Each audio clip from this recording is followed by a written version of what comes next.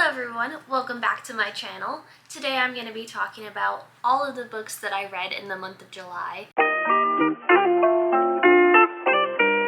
The month of June was just a terrible reading month for me in general. I tried to focus on reading books that were based in New York City, and I have to say it was giving very, very depressing vibes. This month I just decided to abandon reading anything about New York City, even though I still had a little bit of time before my vacation, and instead I just focused on some very fun summer reads, something that I think would be light and enjoyable. So I'm just going to jump into it. I had a really, really good month of reading, just enjoyed pretty much everything I read. There was nothing that was dull. The first book I read was Throne of Glass by Sarah J. Maas, and I read this while I was actually in New York City. I devoured this. Sitting in the New York City Public Library, I just could not put this down. I read it for like 3 hours just sitting there. So I guess that's how I spend my vacation. Sarah J. Maas in general is a really good author for me. I really like the YA fantasy world, and I think she has really fun characters. So in general, she's kind of a go-to for me. And I actually haven't read Throne of Glass. I've only read A Court of Thorns and Roses series, and it's my all-time favorite series. I know that's a little basic, but it is. It's so good. I picked up Throne of Glass because I just want some really fun reads to dive into going into the month of July, and this just hit the mark. I rated this book 3 stars, mainly because when you're just getting into the fantasy world, you don't really know what's going on, and it's a little bit confusing at first. You're trying to figure out what's happening, and I just think the first book in a series is never that great. Not to say that I'm not going to continue the series. I am. I'm already through the next couple of books. But this first book was not the star of the series, but I love it still. So the main plotline of the story is the king is trying to find a new champion to work for him, and basically this champion is going to be his assassin. The king is very corrupt. He's a terrible person. Nobody would want to work for him. They have 23 assassins that are competing to be the king's champion, and her sponsor, if you will, is a guy named Dorian, and he comes and breaks her out of the slave camp basically that she's in and drags her to the court where she is going to compete to be the king's champion. So you're just following Dorian, who's the prince. You also have Selena, and then you have kind of her trainer who's named Chol, and you're just following these 3 characters throughout the story and seeing how she actually rises up and competes against these other assassins. I mean, it's a little inevitable knowing that there's a whole series based off of these characters, what is actually going to happen in the competition, but I still loved it nonetheless, and it had a lot of additional plot twists. I have heard from social media that Throne of Glass and A Court of Thorns and Roses are based in the same world. I did not get that feeling from this book, but I'm hoping that's something that comes into play in the next couple of books in the series. So anyways, I am so excited to continue this series. Sarah J. Maas, you just know what you're doing. The next book I read, it's very controversial, and so I picked up Normal People by Sally Rooney, and I knew that this was going to be either a love or hate thing based on what I'd seen on the internet, and I really wanted to know, am I going to be a fangirl or am I going to be a Sally Rooney hater? I had to know, and what I learned is I'm a total fangirl. I just loved her writing.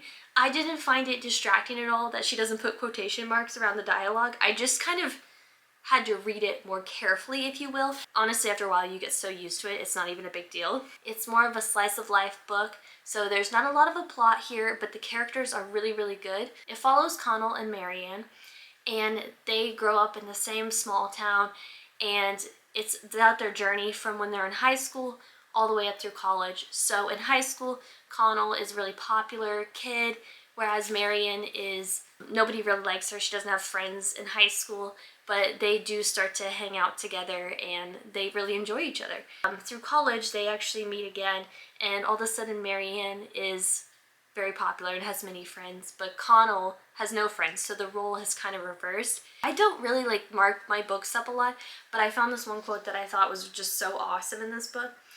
And it says, "It's funny decisions you make because you like someone, and then your whole life is different. I think we're at that weird age where life can change a lot from small decisions." I think when you're in your 20s, that's especially true. So I really, really like this book. But yeah, I did give this 5 stars. Sally Rooney fangirl. It's official. The next book I picked up, I knew I was gonna love. because I'm already just a huge Taylor Jenkins Reid fan. Ever since I read Daisy Jones and the Six, I have been hooked on her.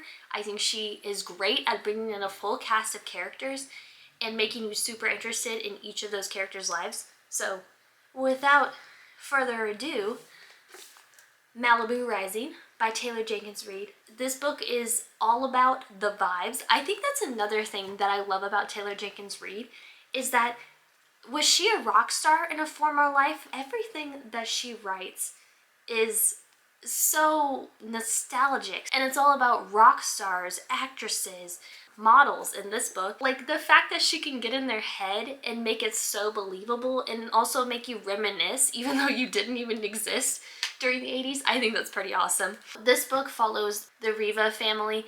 They are Nick Riva's son, and Nick Riva is a big famous movie actress, and so it's following them from their childhood all the way up through adulthood. Nina, who is Nick Riva's eldest daughter, is a really famous model, and ever since high school, she's always thrown an annual end of summer party. You're invited if you know the address.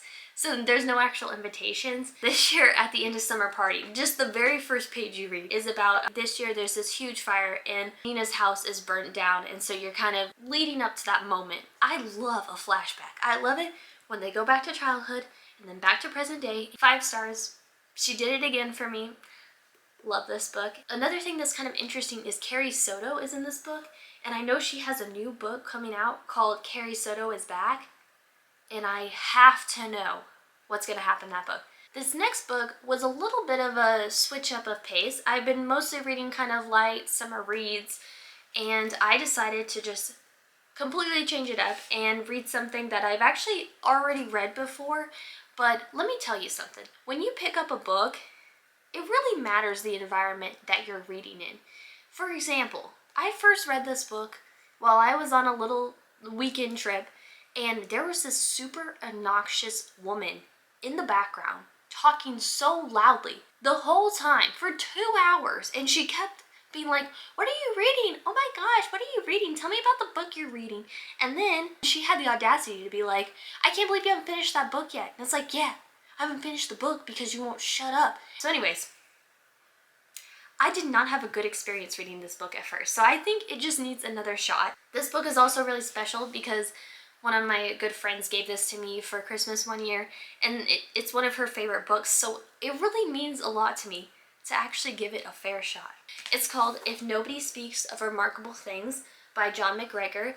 It's actually very different. It's written 50% in prose, 50% in like a lyrical poem kind of style. This is not like a plot heavy book.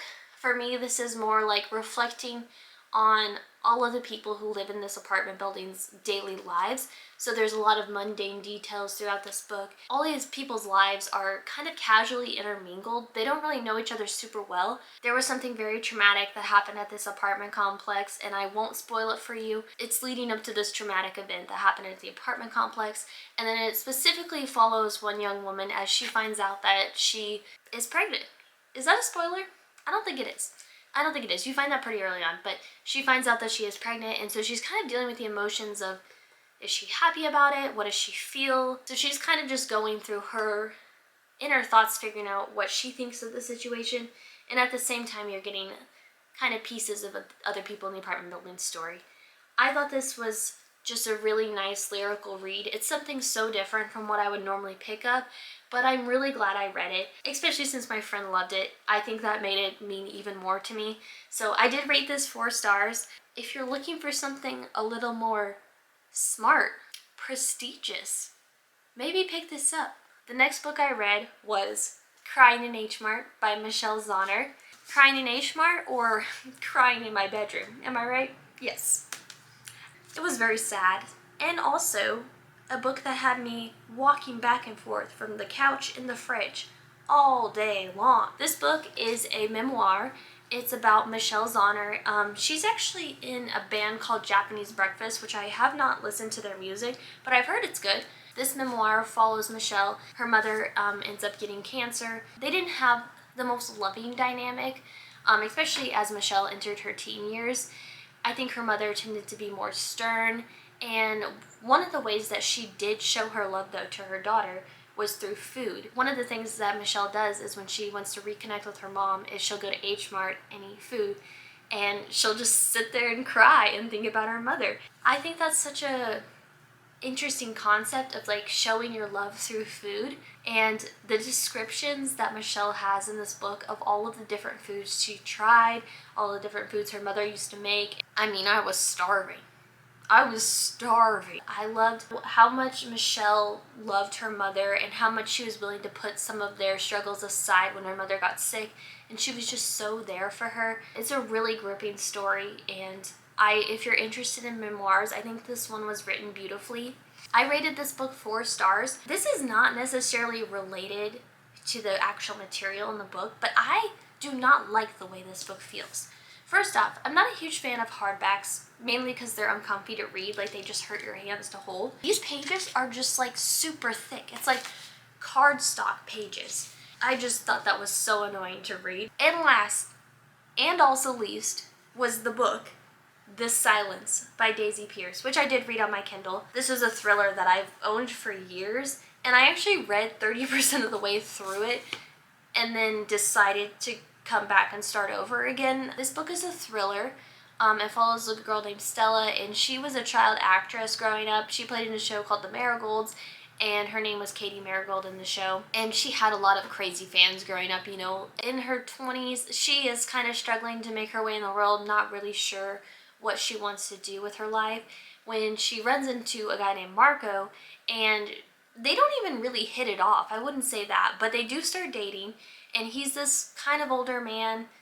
They never really say how much older, but he's this older man, and they start dating, and he's very controlling. He slips her pills, which she asked for because she's going through some hard times right now. So it's not like he's forcing her to take the pills, but it's just, when you're reading it, it's definitely a sketch situation. Slowly but surely, she finds herself starting to be more isolated, kind of typical controlling behavior, where he's kind of cutting her off from her friends, and she loses her job. All sorts of things happen to where she basically is no longer able to be independent, especially in her state of addiction to these pills that he keeps giving her. I don't want to give too many more details, but she starts to learn about Marco's past, and he's maybe not the guy that she thought he was, and I thought the writing was pretty gripping, and I did want to keep reading. I could not put it down. I hated the ending so much. I can't even say what happens or like clues without giving it away totally, but I just hate the ending so stinking much that I rated it 2 stars. I just could not do the ending. It was terrible. Alright, and that is all the books that I read in the month of July. I can already tell the month of August is going to be an amazing reading month. Here's why. I've started studying for my next actuarial exam, and I am a master avoider. There is just something about picking up a book versus studying that I just love and can't get over. So anyways, thank you so much for joining me for this video. I had such a great time sharing with you what I read in the month of July, and I would love to hear what your favorite book for the month of July was. Feel free to comment that below. Please like, subscribe. I love to put out this content, and your support truly means everything. I wish you all the best reading month.